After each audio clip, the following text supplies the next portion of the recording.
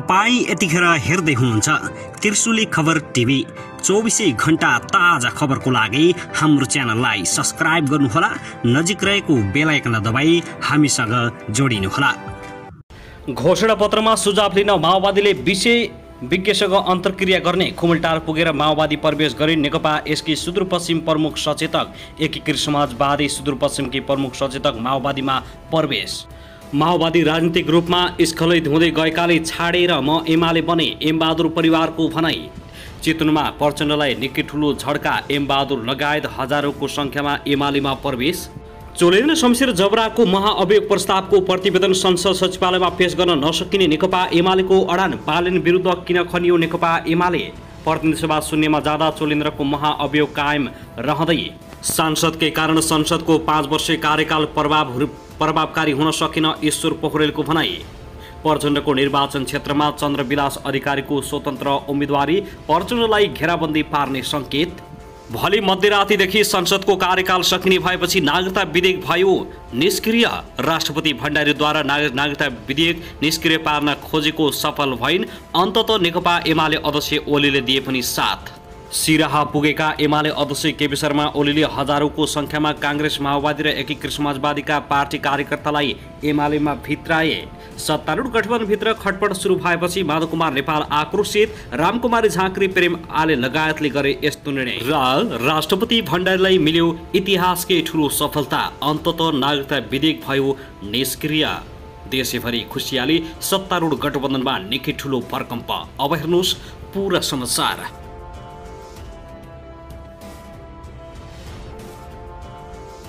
दर्शक महानुभाव नमस्कार, तपाईहरुलाई हार्दिक स्वागत छ हाम्रो च्यानल त्रिशुली खबर टिभीमा। यदि हाम्रो च्यानललाई अहिलेसम्म सब्स्क्राइब गर्नुभएको छैन भने सब्स्क्राइब गरी नजिक रहेको बेल आइकन दबाई हामीसँग जोडिनुहोला। दर्शक महानुभाव, फेरि पनि हामी तपाईहरुमाझ निकै महत्त्वपूर्ण अपडेटका साथ उपस्थित भइसकेका छौं। यो भिडियोलाई अन्तिमसम्म हेरी हामीले साथ दिनुहोला। दर्शक महानुभाव, हाम्रो मेहनतको लागि एउटा सानो लाइक गर्न भनी नभुल्नुहोला। कहाँदेखि हेर्दै हुनुहुन्छ, के भन्न चाहनुहुन्छ, तपाईको मनमा प्रतिक्रिया अवश्य पनि कमेन्ट गर्न नभुल्नुहोला। दर्शक महानुभाव, के तपाईँ हाम्रो च्यानलमा नियमित श्रोता हुनुहुन्छ? यदि नियमित हुनुहुन्छ भने तल कमेन्ट बक्समा नियमित अथवा रेगुलर लेख्नुहोस्। यदि तपाईँ नयाँ हुनुहुन्छ भने सब्स्क्राइब गरी जोडिनुहोस्, ताकि नयाँ अपडेटका साथ हामी तपाईहरुमा छरपल उपस्थित हुने गर्दछौँ। हाम्रा अपडेटहरू तपाईहरूलाई के कस्तो लागिरहेका छन्, सल्लाह सुझाव प्रतिक्रिया कमेन्ट बक्समा छोड्नुहोला। दर्शक महानुभाव, आउनुहोस् अब पहिलो खबरतर्फ लागौं। प्रमुख प्रतिपक्षी दल नेकपा एमाले निलम्बित पर्दा न्यायाधीश चोलेन्द्र शमशेर जबरामाथि लगाइएको महाअभियोग प्रस्तावको प्रतिवेदन संसद सचिवालयमा भोलि शनिबार नै पेश गर्न नसकिने अडान राखेको छ। जबरामाथि लगाइएको महाअभियोगको पुष्टि हुने कागजात हिजो भदौ 30 गते मात्रै महाअभियोग सिफारिस समितिले सम्बन्धित निकायसँग मगाएको उल्लेख गर्दै त्यसको अध्ययन नगरी सो प्रतिवेदनलाई संसद सचिवालयमा दर्ता गराउन नसकिने कार्यदलका सदस्य समेत रहेका एमाले सांसद कृष्णभक्त पोखरेलले बताएका छन्। शुक्रबार बसेको समितिको बैठक लगतै सांसद पोखरेलले सञ्चारकर्मीहरूमा जबराको सम्पत्ति छानबिनको काम, अदालतमा गरिएको विवादित फैसलाको विषय, सर्वोच्च अदालतको भवन निर्माण ठेक्का प्रकरणको विषयमा विस्तृत अध्ययन गरेर मात्रै सो प्रतिवेदन तयार गर्न सक्ने स्पष्ट पारेका छन्। हामीले हिजो मात्रै केही कागजातहरू प्रमाणका लागि मागेका छौँ, अब ती तथ्यहरू आउनु पर्यो नि। सम्पत्ति शुद्धिकरणमा उहाँको सम्पत्ति छानबिन हुँदैछ। उनले भने कति सम्पत्ति रहेछ, प्रधान न्यायाधीश भएपछि अकुत सम्पत्ति कमाएको कुराहरू आएका छन्, त्यसको पनि अध्ययन गर्नु पर्यो। त्यसैगरी केही फैसलाका विवादहरू आएका छन्। सर्वोच्च अदालतको भवन निर्माणको 5 अर्ब भन्दा बढीको ठेक्का फाइल पनि मगाएका छौँ, ती अध्ययन गरेर मात्रै अगाडि बढ्न सकिन्छ। यता सत्तापक्ष नेपाली कांग्रेसका सांसद मीनबहादुर विश्वकर्माले सो प्रतिवेदनलाई भोलि शनिबारसम्म पूर्णता दिई संसद सचिवालयमा दर्ता गर्ने बताएका छन्। उनले जबरामाथिको महाअभियोगबारे करिब 5 हप्ता छलफल भएको उल्लेख गर्दै अब त्यसलाई संसद सचिवालयमा दर्ता गराउन सक्ने बताएका हुन्। निष्क्रिय निर्णय र सुझाव खण्डनलाई हामी भोलि बिहानसम्म तयार गर्छौँ र प्रतिवेदनलाई पूर्णता दिई भोलि नै संसद सचिवालयमा दर्ता गर्छौँ। संसदमा भोलि नै छलफल गर्ने सम्भावना भने देखिएन, सांसद विश्वकर्माले भनेका छन्। सांसद विश्वकर्माले महाअभियोग लागेका प्रधान न्यायाधीश जबराले भने आफूमाथिको छानबिनलाई लम्ब्याउने प्रयास गरिरहेको आरोप लगाएका छन्। दर्शक महानुभाव, त्यसगरी नेकपा एकीकृत समाजवादीका अध्यक्ष माधव कुमार नेपालले विकास र सुशासनको दृष्टिले संसदको 5 वर्षीय कार्यकाल राम्रो नभएको बताएका छन्।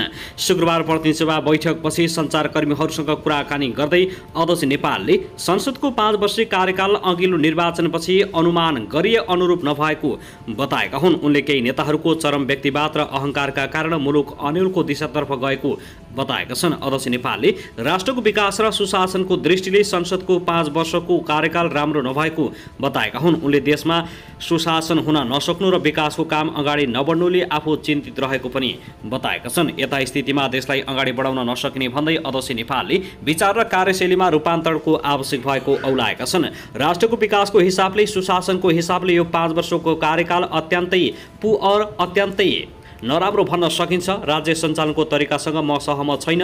राज्यमा जुन ढङ्गले सुशासनको मान्यतालाई अवलम्बन गर्नुपर्ने हो त्यो हुन नसकेको कुराले म अत्यन्तै चिन्तित छु। उनले भने दोस्रो देशको विकासको सन्दर्भमा जुन दूरदृष्टि राखेर समग्र विकासको कामलाई अगाडि बढाउने कुरा हो त्यो पनि नभएको देख्दा मलाई सन्तुष्ट छैन। दर्शक महानुभाव, त्यसगरी सञ्चार मन्त्री ज्ञानेन्द्र बहादुर कार्की सिट बाँडफाँडका विषयमा दलहरूबीच करिब 80% सहमति भइसकेको बताउँछन्। शुक्रबार संसद भवनमा सञ्चारकर्मीसँग कुरा गर्दै मन्त्री कार्कीले गठबन्धन देशको आवश्यकता भएकाले अन्य विषयमा पनि सहमति भई निर्वाचनमा जाने दावी गरेका छन्। राजनीतिक स्थिरता नदिई देशको विकास हुन नसक्ने भएकाले पनि गठबन्धनले मुलुकलाई अघि बढाउने उनको भनाइ छ। सिट बाँडफाँड न्यायोचित र सम्मानजनक ढङ्गले गर्नुपर्ने भएकाले समय लाग्नु स्वाभाविक भएको कार्कीले बताएका छन्। त्यस्तै कार्कीले मुलुकको समृद्धिका लागि सबै गम्भीर भएर अगाडि बढ्नुपर्नेमा जोड दिएका छन्। साथै सरकारले प्रतिनिधि सभाको 11औं अधिवेशन अन्त्यका लागि सिफारिस गर्ने निर्णय गरेको छ। आज शुक्रबार बसेको मन्त्री परिषदको बैठकले अधिवेशन भोलिदेखि अन्त्यका लागि राष्ट्रपति विद्यादेवी भण्डारी समक्ष सिफारिस गर्ने निर्णय गरेको एक मन्त्रीले जानकारी दिएका छन्। भोलिदेखि अन्त्य गर्ने निर्णय भएको छ। संसदको कार्यकाल कहिलेसम्म रहने भन्ने बारे विवाद रहेकै बेला सरकारले अन्त्य गर्ने सिफारिस भएको हो। निर्वाचन आयोगले असोज 2 र 3 गते समानुपातिक निर्वाचनका लागि बन्द सूची बुझाउने समय तोकेको छ। यसअघि नै अधिवेशन अन्त्य हुने भएको हो। प्रतिनिधि सभाको शुक्रबारको बैठकमा भाग लिएर बोल्ने सांसदहरूले पनि आजको बैठक नै अन्तिम भएकाले 5 वर्षीय कार्यकालबारे धारणा राखेका थिए। सरकारले संसदको कार्यकाल लम्ब्याउन खोजेको भन्दै आलोचना भएको थियो। प्रमुख प्रतिपक्षी दल नेकपा एमाले पनि आफ्ना सांसदहरूलाई आज नै संसद बैठकको अन्तिम दिन भएकाले चुनावमा केन्द्रित हुन निर्देशन दिएको छ। तत्कालीन प्रधानमन्त्री केपी शर्मा ओलीले प्रतिनिधि सभालाई 2 पटक विघटन गरेका थिए। 2 पटक सर्वोच्च अदालतले संसदलाई पुनर्स्थापना गरेको थियो। निलम्बित न्यायाधीश चुनेर शमशेर जबराको महाअभियोगबारे सिफारिस समितिमा छलफल भइरहेकै बेला अधिवेशन अन्त्यको सिफारिस हुने भएको हो। साथै त भने प्रमुख प्रतिपक्षी दल नेकपा एमाले प्रतिनिधि सभाका सांसदहरूलाई विदाय गरिसकेको छ। नेकपा एमाले प्रतिनिधि सभाको कार्यकाल सकिएको भन्दै आफ्ना पार्टीबाट निर्वाचित सांसदलाई विदाय गरेको हो।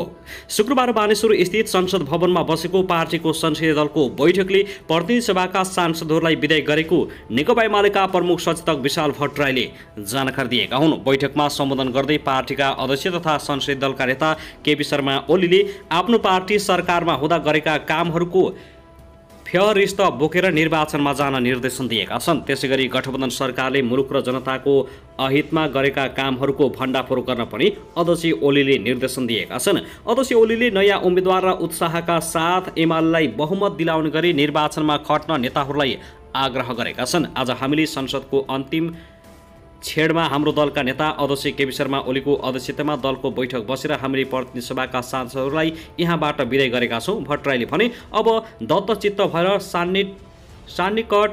सान्निकट निर्वाचनमा नेकपा एमालेलाई बहुमत दिलाउनका लागि सशक्त भूमिकाका साथ अगाडि बढ्न संसदीय दलका नेता केपी शर्मा ओलीले निर्देशन गर्नुभएको छ। भट्टराईले भनेका छन् अध्यक्ष ओलीले सत्तामा हुँदा र प्रतिपक्षमा हुँदा संसदमा खेलेको भूमिकाप्रति सांसदहरूलाई धन्यवाद ज्ञापन गरेका छन्। दर्शक महानुभाव, त्यसगरी आम निर्वाचन 2079 नजिकै गर्दा नेकपा एमालेका अध्यक्ष केपी शर्मा ओली र नेकपा माओवादी केन्द्रका अध्यक्ष पुष्पकमल दाहाल प्रचण्ड बीचको सम्बन्ध थप उजाडिन थालेको छ। उनीहरू एक अर्काका कमजोरीलाई चुनावी मुद्दा बनाएर आरोप प्रत्यारोपमा उत्रिएका छन्। पछिल्ला दिनहरूमा दुई अध्यक्षको विवाद पार्टी प्रतिस्पर्धामा समेत आइपुगेको छ। 2074 को आम निर्वाचनसँगै चुनावमा गएका नेकपा एमाले र माओवादीले पछि पार्टी एकता गरी नेकपा बनाएका थिए। दुई अध्यक्ष प्रणाली अवलम्बन गरी 1 नम्बरको अध्यक्ष बनेका ओलीले दोस्रो रेतमा बसेका दाहालसँग गरेको आलोपालो प्रधानमन्त्रीको गोप्य सम्झौता कार्यान्वयन नगरेपछि उनीहरूबीच विवाद सुरु भएको थियो। यही विवादका कारण नेकपा विभाजित भएको मुद्दा अदालत पुगेपछि सर्वोच्चले उनीहरूलाई पुरानै नेकपा एमाले र माओवादीमा फर्काइदिएको थियो। त्यसै समयदेखि यी दुई अध्यक्षबीच बिग्रिएको सम्बन्धमा सुधार आउनुको सट्टा थप बिग्रँदै गएको छ। नेपाली कांग्रेसको गठबन्धन तोडेर 2074 को आम निर्वाचनमा एमाले अध्यक्ष ओलीसँग साँठगाँठ गरी चुनावी गठबन्धन गर्न पुगेका माओवादी अध्यक्ष प्रचण्ड अहिले नेपाली कांग्रेस नेतृत्वको गठबन्धनमै आइपुगेका छन्। उनले नेतृत्व गरेको नेकपा माओवादी सहित 5 दलीय गठबन्धनको नेतृत्व कांग्रेसले गरेको छ भने यही गठबन्धनलाई आगामी निर्वाचनसम्म लाने भन्दै सिड भागबण्डा जुटेका छन्। गठबन्धनकै बलमा माओवादीका अध्यक्ष प्रचण्डले आगामी निर्वाचनमा आफ्नो पार्टीलाई नेपालको पहिलो कम्युनिस्ट पार्टी बनाउने चाहना राखेका छन्। गठबन्धनमा उचित भागबण्डा भएर मतदान पनि गठबन्धनको निर्देशन अनुसार भई एमाले थोरै सिटमा खुम्चिन सक्ने आकलन उनको छ। सम्भवतः भएसम्म माधव कुमार नेपाल नेतृत्वको नेकपा एकीकृत समाजवादी पार्टीसँग पनि पार्टी एकता नै गर्ने सोचमा रहेको पनि प्रचण्डले बताइसकेका छन्। माओवादीलाई ठूलो पार्टी बनाउने उद्देश्यमा जुटेका उनले एमाले अध्यक्ष ओलीका कमी कमजोरलाई राजनीति र चुनावी मुद्दा बनाउन खोजिरहेका छन्। गठबन्धनमा भने जस्तो भए ओलीलाई झापा क्षेत्र नम्बर 5 बाट हराउने उद्देश्य उनको छ। यता एमाले अध्यक्ष ओलीले पनि माओवादी र नेकपा यसलाई आगामी निर्वाचनमा थ्रेसहोल्ड समेत कटाउन नदिने रणनीति बनाइरहेका छन्। भरसक गठबन्धन फुटाएर एक्लै चुनावमा जाने वातावरणको खोजीमा ओलिरहेका छन्। ओलीले कांग्रेससँग आलोपालो सरकार बनाउने सहमति गरेर भए पनि एक्लै चुनावमा जाने वातावरण मिलाउन केही शक्ति केन्द्रहरूसँग गुहार मागेको समाचारहरू पनि प्रकाशित भइरहेको छ। यति मात्र होइन, ओली पनि माओवादीका अध्यक्ष प्रचण्डलाई चितवन क्षेत्र नम्बर 3 बाट हराउने कसरतमा जुटेका छन्। गठबन्धन कायमी रहे पनि राप्रपासँग सहकार्य गरी चितवनमा राप्रपा उम्मेद्वार विक्रम पाण्डेलाई जिताउने आश्वासन ओलीले दिइसकेका छन्। पछिल्लो समयमा चुनावी अभियानको दौरानकै क्रममा ओली र प्रचण्डको पार्टीका आगामी नीति र कार्यक्रम भन्दा पनि एकअर्कालाई होच्याउने र आरोप लगाउने विषयमा नै बढी समय खर्चिने गरेका छन्। बिहिबार मात्रै माओवादी अध्यक्ष प्रचण्डले नेकपा नेतृत्वको सरकार रहेका बेला पूर्व प्रधानमन्त्री ओलीले अहिलेसम्मकी प्रधानमन्त्री मध्ये सबैभन्दा बढी भ्रष्टाचार गरेको ओलीले आरोप लगाएका थिए। लगतै ओलीले दाहाललाई भस्मार सुरको संज्ञा दिएका छन्। दर्शक महानुभाव, त्यसैगरी सिराहाको लक्ष्मीपुर पतारी गाउँपालिकाका निवर्तमान अध्यक्ष तथा जसपा नेता राम बल्लभ शाह नेकपा एमालेमा प्रवेश गरेका छन्। चौहर्रामा आयोजित जनसभा तथा पार्टी प्रवेश कार्यक्रममा नेकपा एमाले अध्यक्ष केपी शर्मा ओलीले शाहलाई स्वागत गरेका छन्। शाहसँगै विभिन्न पार्टीबाट 100 कार्यकर्ता एमालेमा प्रवेश गरेको एमालेले जनाएको छ। कार्यक्रममा एमाले नेताहरू प्रभु शाह, रघुवीर महासेठ, लीलानाथ श्रेष्ठ, ज्वाला शाह लगायत सहभागी भएका थिए।